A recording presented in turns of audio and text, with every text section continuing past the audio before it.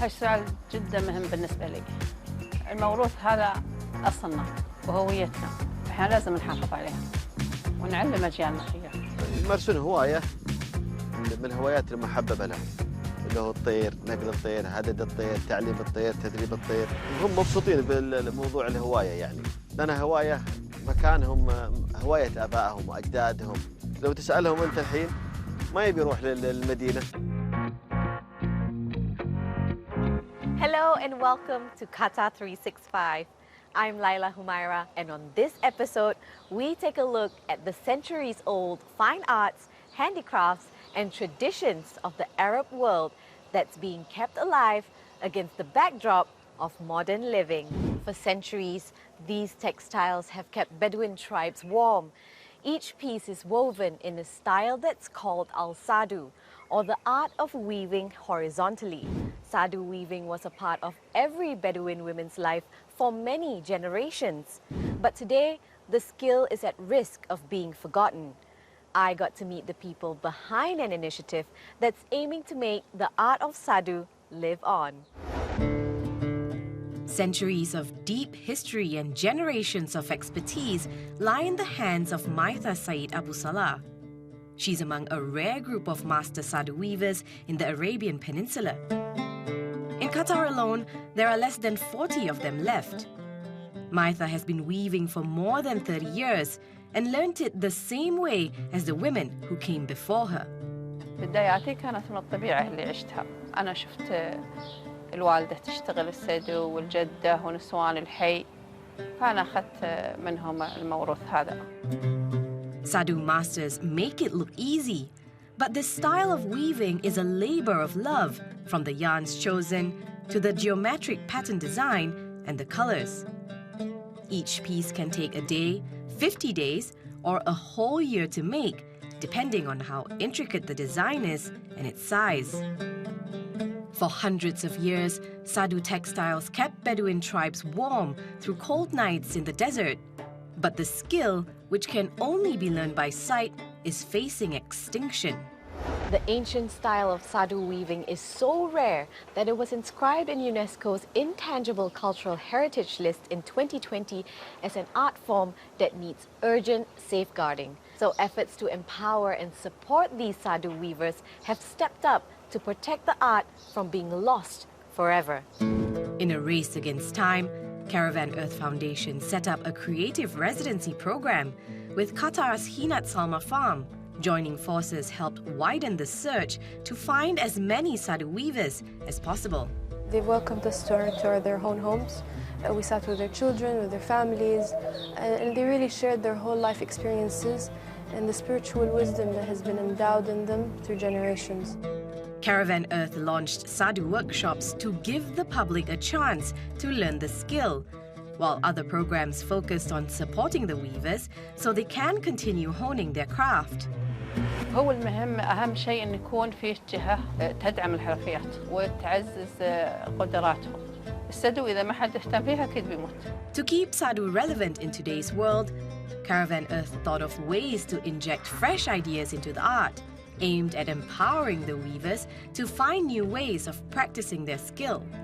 Sadu is a beautiful textile that can be revitalized and used in our day-to-day life.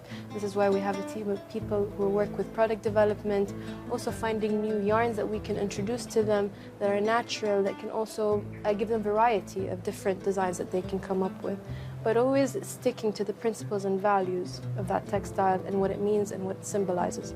And it's through weaving these threads of old and new ideas together that the Caravan Earth Foundation hopes will make the art of Sadu last through the test of time. At the peak of the Islamic civilization, Arab swords were considered one of the most feared weapons on the battlefield. They came in different shapes, with some having two sharp tips. Sword making is such a significant part of Arab history and tradition that one of Qatar's newest hotels, here behind me, was designed to emulate two scimitar swords. But as I found out from one of Qatar's leading sword stores, there's more to the art of sword making than just its shape and design. Thank you so much for inviting us to your shop today. Firstly, can you explain the significance of swords in Arabic culture? سيف جزء لا يتجزأ من التراث العربي عامة، من التراث القطري خاصة.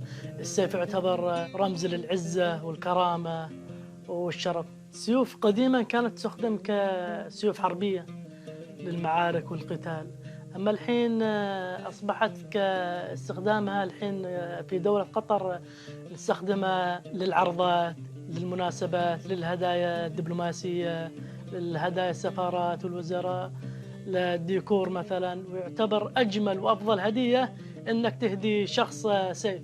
And as the world modernizes and people forget how to create things with their hands, what's your hope for sword making and sword collecting for the future? الشغل اليدوي تكون أجمل وأفضل، لأن السيف تكون قطعة واحدة منها ويتوارث. مثلا الأب يورث حق ابنه، أما السيوف اللي شغل المكاين والتكنولوجيا الحديثة، أن المكان العملاقة مثلا تطلع لك 1000 سيف، كميات كبيرة، بس شغله يكون ضعيف وتعبان. أما السيف الشغل اليدوي تكون قطعة واحدة ما تكرر، لهي السبب تكون نادرة، واللي يقتنيها يحافظ عليها. خلونا نشوف بعض أنواع السيوف اللي الفضة والذهب والاختلاف اللي فيها. طبعا هاي بعض السيوف اللي الفضة والذهب والنحاس المطلي فضة والنحاس المطلي ذهب، وكل سيف له نقوش خاصة فيه وديزاين خاص فيه وعكفة وانحناء خاص فيه يعني. فمثلا نبدأ من لو أشهر سيف في دولة قطر اللي يسموه بسيف المؤسس، اللي هو سيف الشيخ عبد الله بن جاسم طيب الله ثراه. طبعا السيف نسخة من سيف ابن المؤسس الشيخ عبد الله بن جاسم، هي طبعا فضة مطلي ذهب مطعم بالأحجار الكريمة اللي الزمرد والياقوت، والقبضة احنا مسوينها فضة مطلية ذهب، قد تكون مثلا عاج أو زراف حسب الطلب يعني. The 14th International Falcons and Hunting Festival took place earlier this year. Known locally as Marmi, it brings together regional falconers as their prize birds compete in the hunting competition. Adil Halim went along to find out just how locals aim to keep the popular pastime soaring for years to come.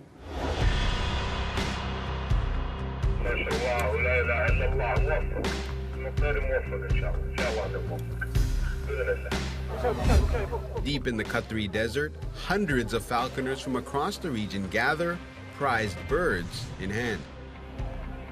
They're participating in this year's Marmi Festival, a tournament with deep ties to original Qatari culture.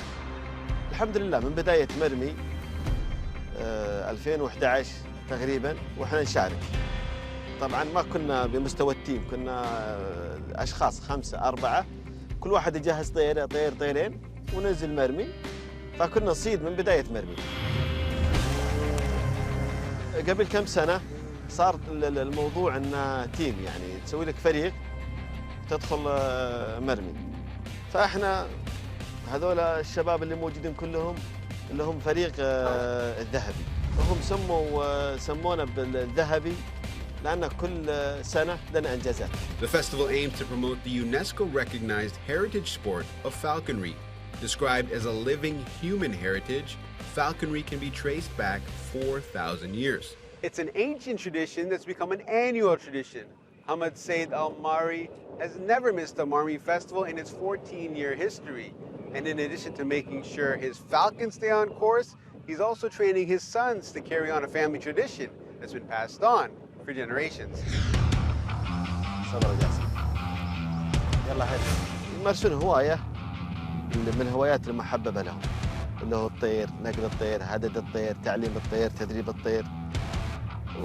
وهم مبسوطين بالموضوع الهواية يعني، لأن هواية مكانهم هواية آبائهم وأجدادهم، ونشوا على الدنيا شافوا نحن آبائهم كلنا يعني هالطيور وهالقنص، فمسكوا الطريق اللي احنا ماشيين عليه. وهي في الأول والأخير ترجع هواية يعني، لا تقدر تجبر الولد عليها، هو من نفسه يروح لها يعني.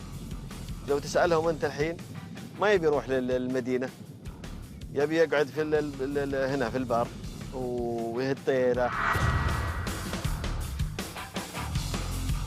While they have all the same tech gadgets as their peers, Al-Marri encourages the youngsters in his family to go offline as much as possible. And it seems to be working. His 15-year-old nephew, Saeed, has spent a decade learning the tools of the trade. تعلمت الطير من عمر 5 إلى 6 سنين. تعلمت من أبوي وأعمامي وخوالي. والحمد لله بديت أشتري طير وأشتري طيور. وتعلمت تدريب الطيور. تعلمت أشياء واجد الطيور. كيف أرببها وأعلمها على الحمام وعلى أشياء كثير. الحمد لله. We have from Iran, because Iran very close here from Qatar. We have from Mongolia. We have from Pakistan. We have from Egypt, Syria, like this. Mohammed Al-Kobaisi says the falcons found here come from nearby countries. He spends a month and a half at the Marmi Festival, making sure everything goes according to plan. His love for the sport also came as a rite of passage, passed down from his elders. I took this sport from my father and grandfather, and before my father and grandfather used this falcon and used salugi for catch something to eat. Catch the hubara, catch the rabbit, catch the gazelle, catch everything to eat. And from there, from the past and now, and also from the future, this sport, they stay until the end. And if the Al-Marri family is any indication, the sport will continue to soar in Qatar for years to come. It's been fun showing all the different ways Qatar is keeping centuries-old traditions alive and showing how a modern society holds on to its cultural heritage. And that's all the time we have on this episode. For more, do check out Euronews.com and connect with us through our hashtag. Thanks for watching, and we'll see you next time on Qatar 365.